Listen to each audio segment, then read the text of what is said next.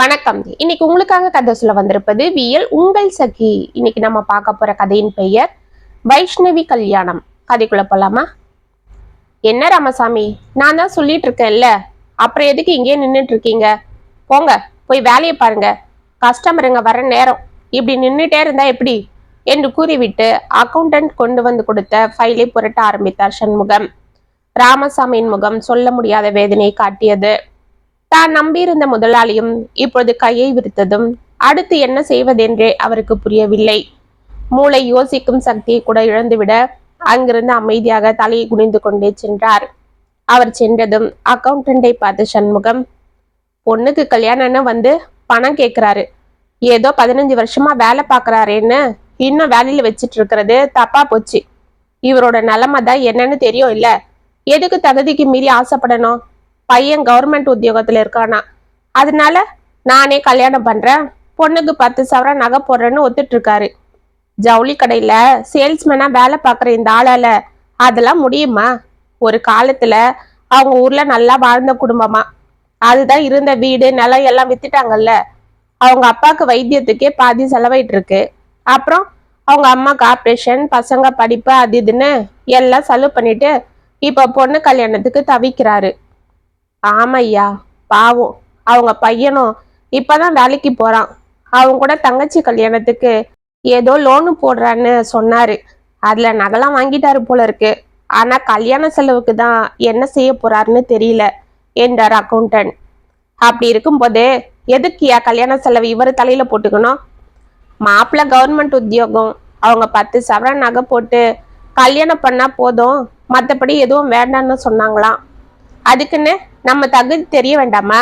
இவரை நம்பி பணத்தை கொடுத்துட்டு அப்புறம் யார் எங்க அண்ணனுக்கு பதில சொல்றது?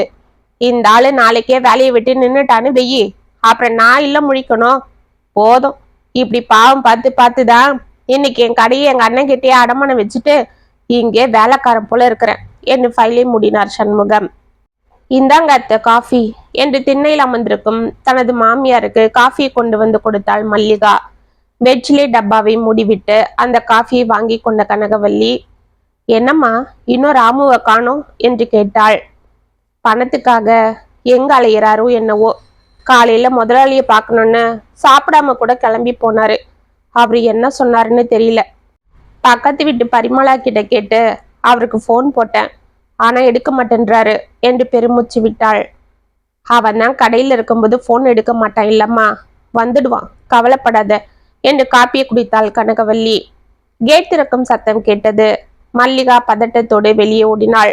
சோர்ந்து போய் வந்து கொண்டிருக்கும் தனது கணவனை பார்த்ததும் அவளுக்கு தெரிந்து போய்விட்டது.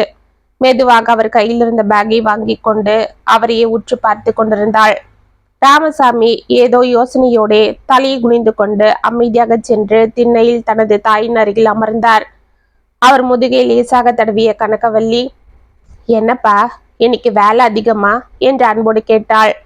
ராமசாமி பதில் கூறாமல் அமைதியாக தலையை குனிந்து கொண்டிருந்தார். ராமு என்று மீண்டும் அவர் முகத்தை திருப்பினாள். என்னம்மா சொல்லுங்க என்று அப்பொழுதுதான் சுய நினைவுக்கு வந்தார் ராமசாமி. என்னப்பா ஏன் ஒரு மாதிரி இருக்கிற?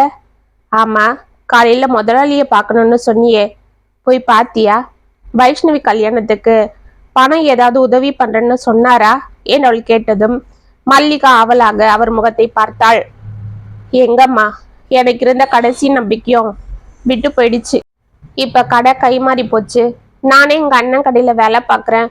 நானும் இங்க வேலைக்காரன் தான், என்கிட்ட எதையும் எதிர்பார்க்காதுன்னு சொல்லிட்டாரு. அப்படின்னா அவங்க அண்ணன்கிட்டயே கேட்டு பார்க்கலாமே என்று தயங்கி கொண்டே கூறினாள் மல்லிகா.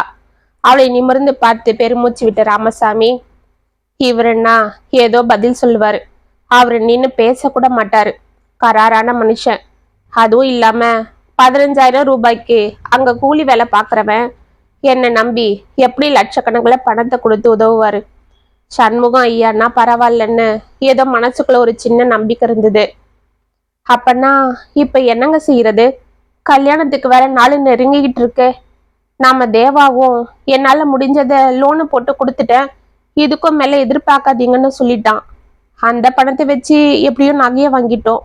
பத்தாததுக்கு என் கழுத்துல இருந்த அந்த செயினையும் வித்துட்டோம். இப்ப விற்க வேற எதுவும் இல்லை என்று மல்லிகா கூறிக்கொண்டிருக்க வைஷ்ணவி கேட்டை திறந்து கொண்டு உள்ளே வந்து கொண்டிருந்தாள். சரி மல்லிகா, இதெல்லாம் குழந்தைக்கு தெரிய வேண்டாம். நாம எப்படியாவது சமாளிப்போம். அவகிட்ட எதுவும் பேசிக்காத. நாம பணத்துக்காக எப்படி அவதிப்படுறோம்னு தெரிஞ்சா அப்புறம் அவ கல்யாணமே வேண்டான்னு சொல்லிடுவா என்று படபடப்பாக கூறினார் ராமசாமி. இதற்குள் வைஷ்ணவி சோர்வோடு அங்கு வர, என்னம்மா இன்னைக்கு பசங்க கிட்ட கத்தி கத்தி டயர்டாகிட்டியா என்று கேட்டாள் மல்லிகா. இல்லம்மா, இன்னைக்கு நோட்டீஸ் கொடுக்கறதுக்காக ஊருக்குள்ள சுத்திட்டு இருந்தோம். அதுதான் ஒரே டயர்டா இருக்கு. அட பாவிங்களா, என்ன இது, டீச்சர் வேலைக்குன்னு சேர்த்துக்கிட்டு இப்படி ஸ்கூல் பசங்களை சேர்த்து விட சொல்லி நோட்டீஸ் கொடுக்க அலைய விடுறாங்களே என்று கனகவல்லி புலம்ப, ஆமாம் பாட்டி, சின்ன சின்ன ஸ்கூல்னா அப்படிதான். இதெல்லாம் நாங்க செஞ்சுதான் ஆகணும். என்ன செய்யறது, இந்த ஊர்ல இதுதான் செய்ய முடியும். வேற நல்ல ஸ்கூல்ல டீச்சரா போகணும்னா டவுனுக்கு தான் போயாகணும். அதுக்கு தினமும் 40 கிலோமீட்டர் போகணும். அதுக்கே நேரம் ஆகிடும்.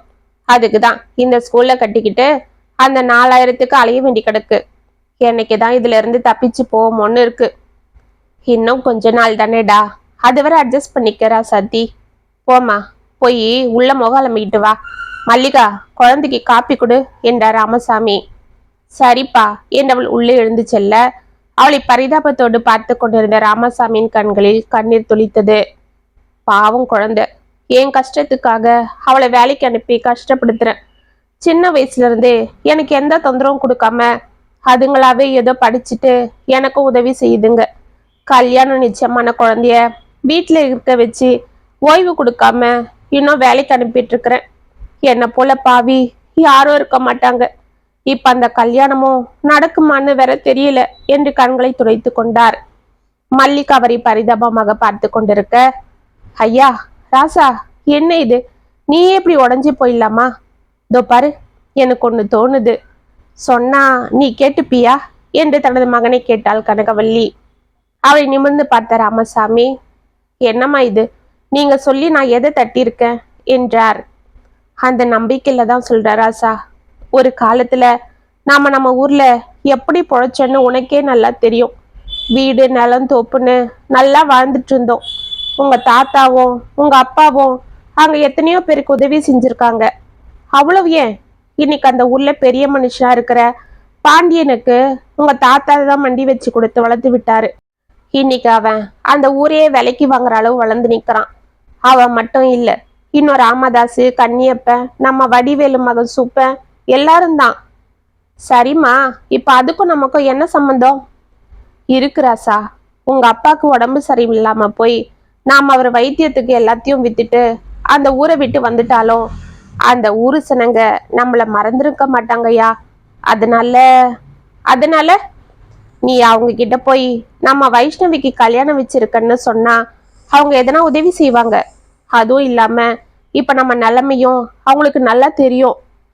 அம்மா, என்னம்மா, நான் 15 வருஷமா வேலை பார்த்துட்டு இருக்கிற முதலாளியே தினமும் என்னை பார்த்துட்டு இருந்தாலும் என்னை நம்பி பணம் கொடுக்க மாட்டேன்றாரு. நாம அந்த ஊரை விட்டு வந்து எத்தனையோ வருஷம் ஆயிடுச்சு. இப்போ போய் நான் உதவி கேட்டா யாரு செய்வா? அதுவும் இப்ப எல்லாரும் நம்மள மறந்துட்டு இருப்பாங்கம்மா. அப்படிலாம் சொல்லாத ராசா. நீ போக சங்கடப்பட்டா சொல்லு, நான் வந்து அங்க பேசுறேன். என்னை நீ கூட்டிட்டு மட்டும் போனா போதும் என்றாள் கனகவல்லி. அம்மா, என்னம்மா, இந்த வயசான காலத்துல நீங்க எதுக்கு சிரமப்படணும்? அதெல்லாம் வேண்டாம்மா. இல்ல ராசா, எனக்கு என்னவோ நம்பிக்கை இருக்கு. கண்டிப்பா நம்ம ஊரு ஜனங்க நம்மள கைவிட மாட்டாங்க. எனக்காக நீ ஒரு வாட்டி ஊருக்கு போய் அவங்கள பாரு ராசா. ஆமாங்க, அத்தை சொல்றதும் ஏதோ சரின்னு தான் படுது. எப்படியும் பத்திரிக்கை வைக்கிற வேலை இருக்கு. அப்படியே அவங்கள பார்த்து பத்திரிக்கை வச்சுட்டு விஷயத்தையும் மெதுவா சொன்னீங்கன்னா அவங்க புரிஞ்சுப்பாங்க என்றாள் மல்லிகாவும். அவளை சங்கடத்துடன் திரும்பி பார்த்த ராமசாமி, அதுக்கு இல்ல மல்லிகா, நான் எப்படி அங்க போய் என்று தயங்கினார். ஐயா, அது நீ பிறந்து வளர்ந்த மண்ணியா, அங்க போக ஏன் தயங்குற? இதோ பாரு, பொண்ணை பெத்துட்டு நாம மானரோஷம் பார்த்துட்டு இருந்தா ஒன்னும் செய்ய முடியாது. துணிஞ்சு இறங்கினாதான் எதையும் செய்ய முடியும். ஆமாங்க, நீங்க இப்படி தயங்கிக்கிட்டே இருக்கிறதுக்கு ஒரு 8 அத்தை சொல்றது போல அவங்கள போய் பார்த்துட்டு தான் வாங்களேன். என்ன ஏதுன்னு 2ல 1 தெரிஞ்சிடும் இல்ல என்றாள் மல்லிகா. ராமசாமி ஏதோ யோசனையோடே தலையை ஆட்டினார். பொள்ளாச்சி பூம்பொழில் கிராமத்தில் சென்று பஸ் நின்றதும் மெதுவாக தயங்கிக் கொண்டே இறங்கிய ராமசாமி அந்த ஊரை சுற்றி பார்த்து கொண்டே நின்றிருந்தார். ஏய், நீ கந்தப்பா மாவன் ராமசாமி இல்ல என்று ஒரு முதியவர் பின்னால் இருந்து அவர் முதுகை தட்ட திடுக்கிட்டு திரும்பிய ராமசாமி, இவரு இவரு யாரு? ஆ, ஞாபகம் வந்துடுச்சு, நம்ம மாரியப்பன் தோட்டத்துல வேலை பார்த்த முருகன் மாமா தானே என்று பிரயத்தனப்பட்டு ஞாபகத்திற்கு வரவழைத்து கொண்ட ராமசாமி, ஆமா மாமா, நானே தான். எப்படி என்ன அடையாளம் கண்டுபிடிச்சிங்க என்று கேட்டான். அட என்னப்பா, உன்னை எனக்கு தெரியாதா? அதுவும் உன்னை அடையாளம் கண்டுபிடிக்கிறது என்ன பெரிய கஷ்டமா? உங்க அப்பா ஜாடதான் அப்படியே அப்பட்டமா இருக்கே. சரி சரி, என்ன இம்புட்டு தூரம்? வீட்டுல அம்மா சௌக்கியமா இருக்காங்களா? உன் பொஞ்சாதி பிள்ளைங்களாம் நல்லா இருக்காங்களா என்று விசாரித்து கொண்டே நடக்க ஆரம்பித்தார். ஆ, எல்லாரும் நல்லா இருக்காங்க மாமா. ஆமா, நீங்க இப்ப அந்த மாரியப்பன் தோட்டத்துல தான் வேலை பாக்குறீங்களா? இல்லடா, என் பேரன் வேலைக்கெல்லாம் அனுப்புறது இல்ல. அவன் இங்கதான் மளிகை கடை வச்சிட்டு இருக்கான். ஏதோ பழப்பு அப்படியே நல்லாதான் போயிட்டு இருக்கு. அவனும் உன் பிள்ளைகிட்டு தானே? ஆமா, உன் பிள்ளை இப்ப என்ன பண்றான்? அவன் படிச்சுட்டு சென்னையில வேலையில இருக்கான் மாமா. இப்பதான் 2 வருஷமா வேலைக்கு போயிட்டு இருக்கான். அப்படியா? பரவாயில்லையே. பொண்ணு? அவ டீச்சர் உத்தியோகத்துக்கு படிச்சுட்டு ஊர்லயே பள்ளிக்கூடத்துல வேலை பார்க்கறா. இப்ப அவளுக்கு தான் கல்யாணத்துக்கு ஏற்பாடு பண்ணிருக்கேன். அப்படியா? ரொம்ப சந்தோஷம்டா. அதுங்களை சின்ன பிள்ளையில பார்த்தது.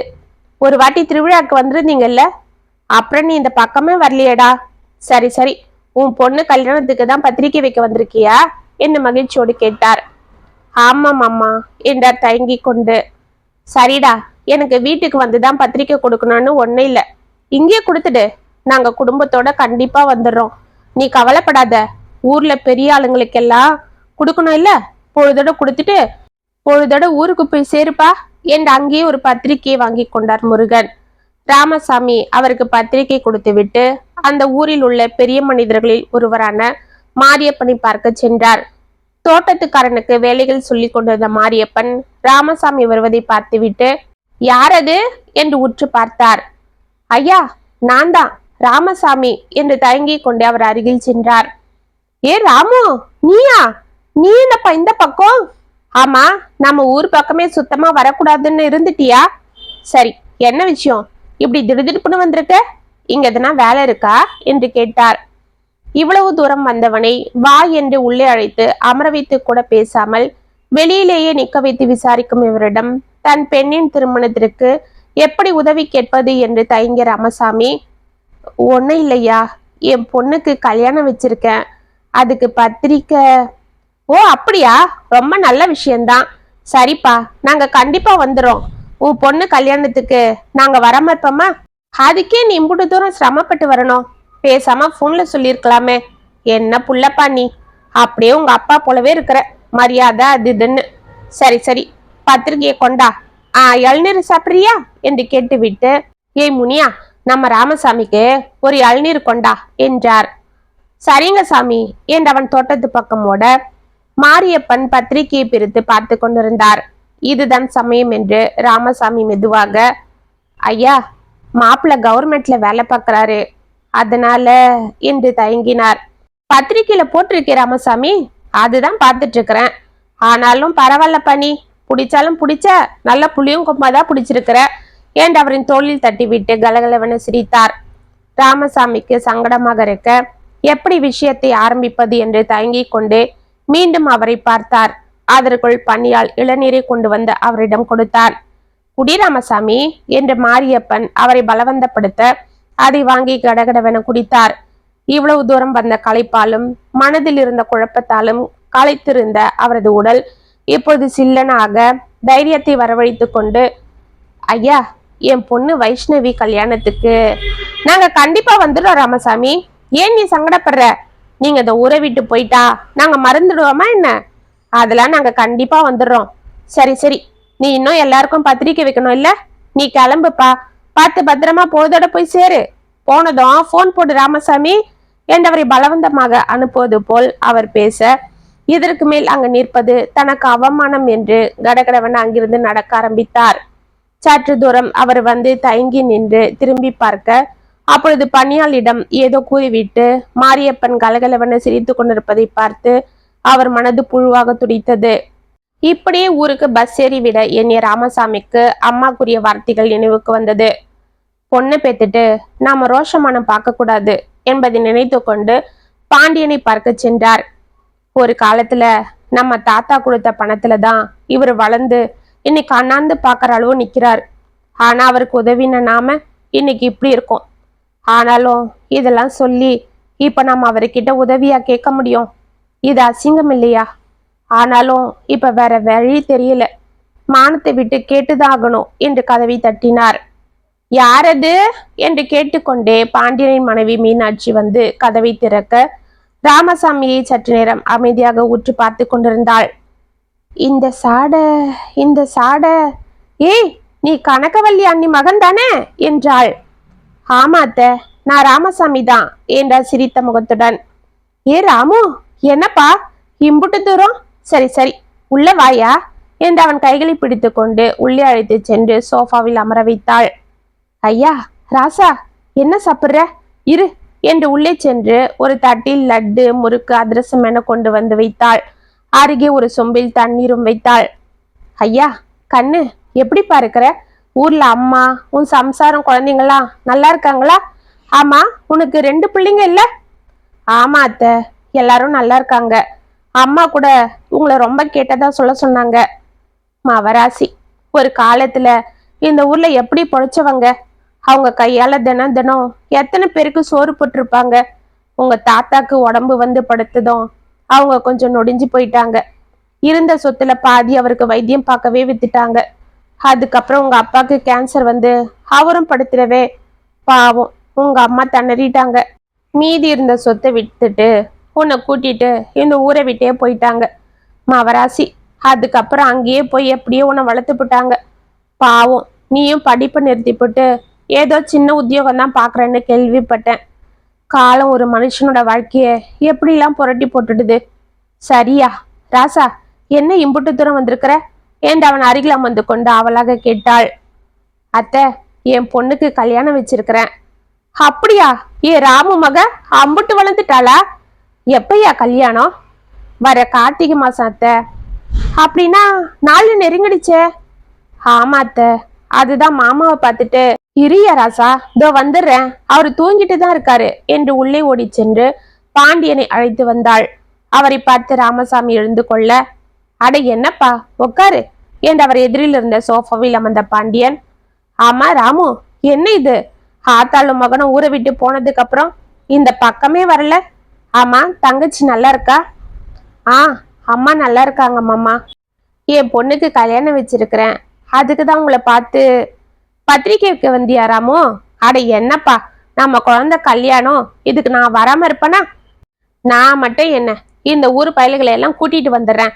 சரி, எங்க பத்திரிகையை கொண்டா என்று அவன் கையில் இருந்த பத்திரிகையை அவரே பலவந்தமாக வாங்கி கொண்டார். அவர் அதை பிரித்து பார்த்து கொண்டிருக்க, மாமா வந்து என்று ராமசாமி ஏதோ கூற வாயெடுக்க, இதற்குள் மீனாட்சி ஒரு சிறிய டப்பாவை கொண்டு வந்து அவரிடம் கொடுத்து, இதை உன் பொண்ணுகிட்ட கொடுத்துடுப்பா என்றாள். ஏமா, இது நம்ம கல்யாணத்துக்கு போய் நேர்லயே கொடுக்கலாமே என்றார் பாண்டியன். அதெல்லாம் பார்த்துக்கலாங்க, இப்ப இதை கொண்டு போய் குழந்தைகிட்ட கொடு ராமசாமி. இதுல புது கொலுசு வச்சிருக்கேன், குழந்தைய போட்டுக்க சொல்லு என்றாள். சரி அத்தை என்றவர் அதை பையில் வைத்து கொண்டு நிமிர, சரிப்பா ராமு, எனக்கு கொஞ்சம் வேலை இருக்கு, நான் போயாகணும். போன் போட்டுக்கிட்டே இருக்காங்க, நீ இங்கே அலைஞ்சிட்டு இருக்க வேண்டாம். அந்த பத்திரிகையெல்லாம் என்கிட்டயே கொடு, நானே எல்லா பையலுக்கும் கொடுத்துறேன். நீ சாப்பிட்டு கிளம்பு. மீனாட்சி, அவனுக்கு சாப்பாடு போட்டு அனுப்பி வைமா, பத்திரமா என்று கூறிவிட்டு எழுந்து சென்றார் பாண்டியன். ராமசாமிக்கு மனது சோர்ந்தது.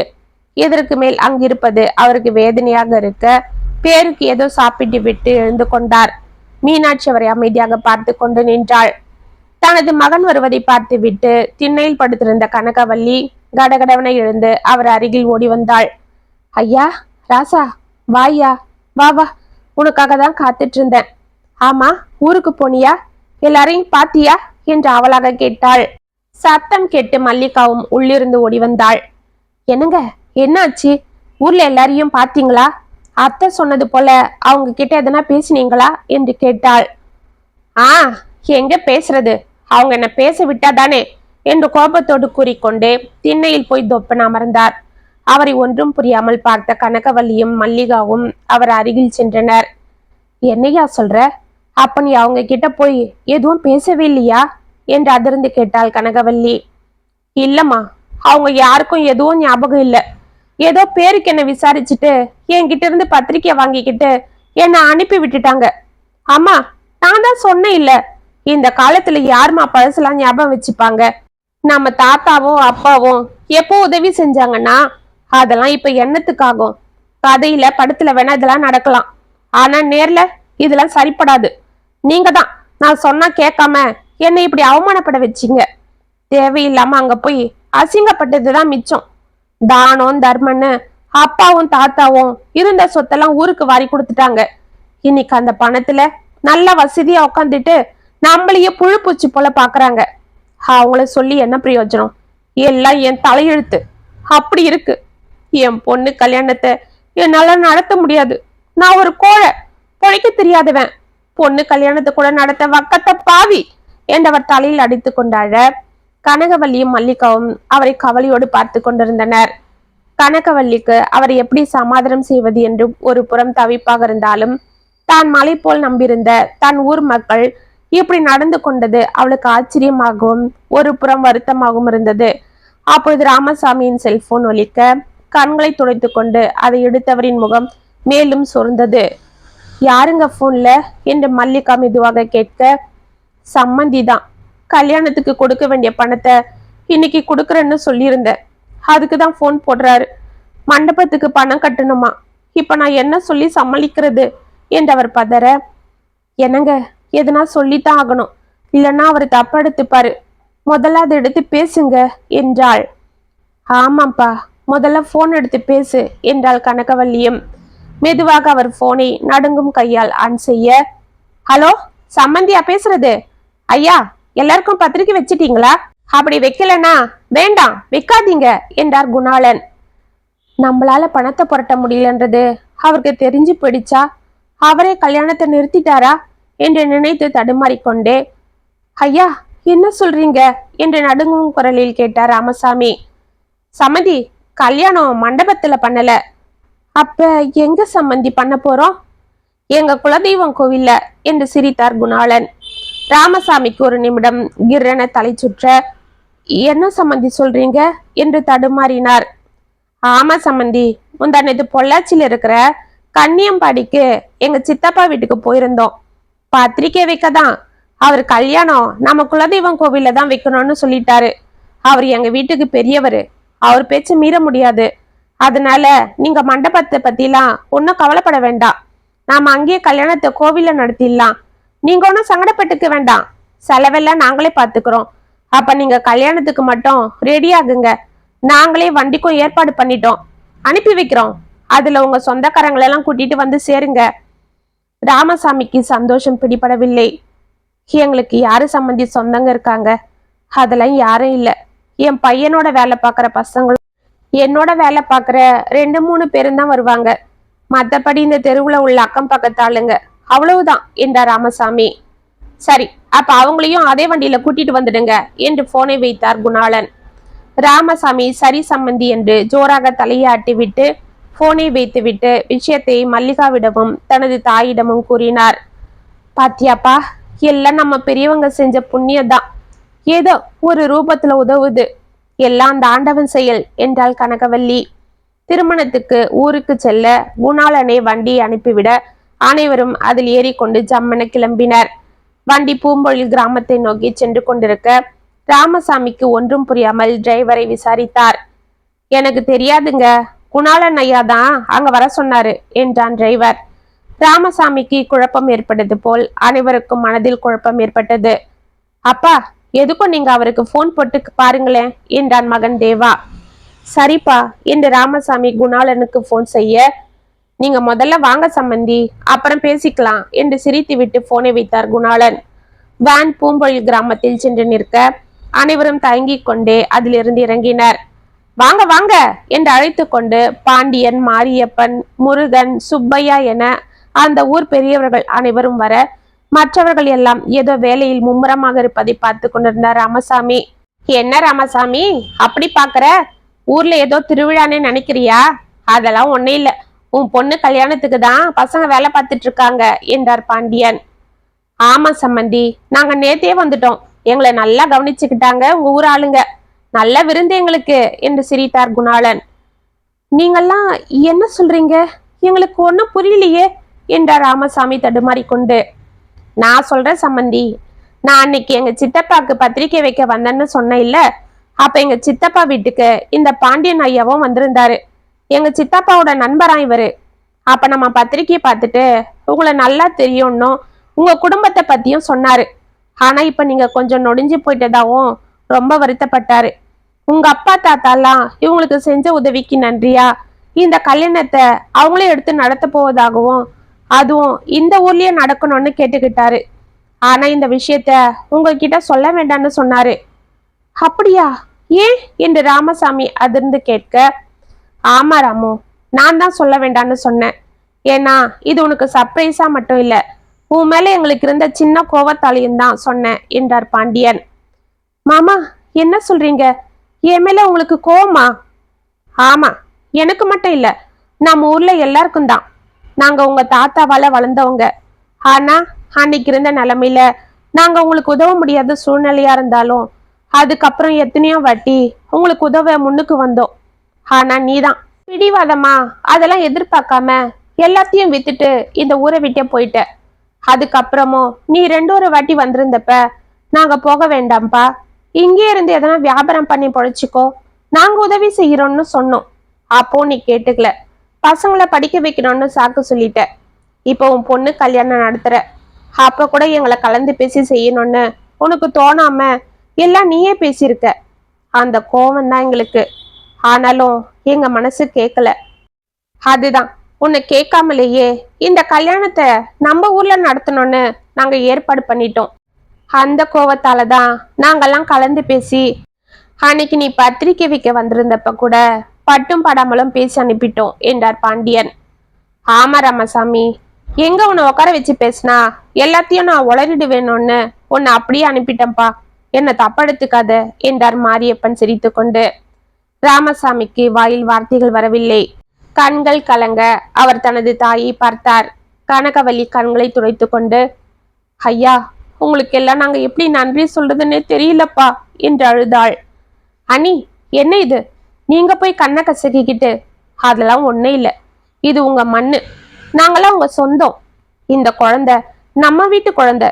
ஒரு காலத்துல உங்க மாமனாரும் வீட்டுக்காரரும் இந்த ஊருக்கு எவ்வளவு பண்ணிருப்பாங்க. அவங்க வீட்டு குழந்தைக்கு இன்னைக்கு நாங்க கல்யாணத்தை பண்ணி பார்க்க எங்களுக்கு ஆசை இருக்காதா?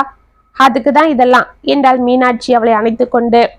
மல்லிகா பெருமையோடு தனது கணவரை பார்க்க, சரி சரி வாங்க, முகூர்த்தத்துக்கு நேரமாகுது என்று அழைத்தார் ஐயர்.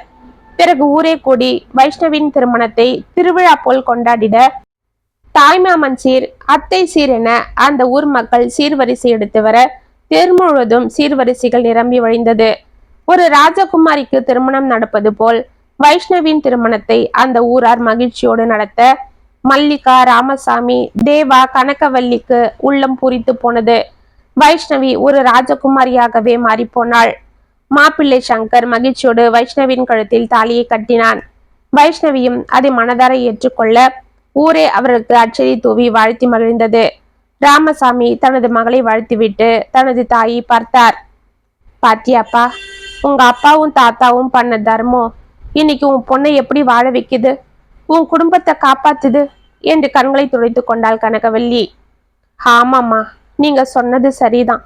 நான் தான் அவசரப்பட்டு அவங்கள தப்பா பேசிட்டேன், என்னை மன்னிச்சிடுங்கம்மா என்று அவளை அணைத்து கொண்டான். இத்துடன் வைஷ்ணவி கல்யாணம் கதை முற்றும். உங்களுக்காக எழுதின இந்த கதை உங்களுக்கு பிடிச்சிருந்தா கமெண்ட்ஸ்ல சொல்லுங்க, லைக் பண்ணுங்க, ஷேர் பண்ணுங்க, மறக்காம சப்ஸ்கிரைப் பண்ணிக்கோங்க. மீண்டும் நாளைக்கு வேற ஒரு சுவாரஸ்யமான கதையோடு உங்களை சந்திக்கிறேன். அது வரைக்கும் இணைப்பிலே இருங்க. இப்படிக்கு வியல் உங்கள் சகி.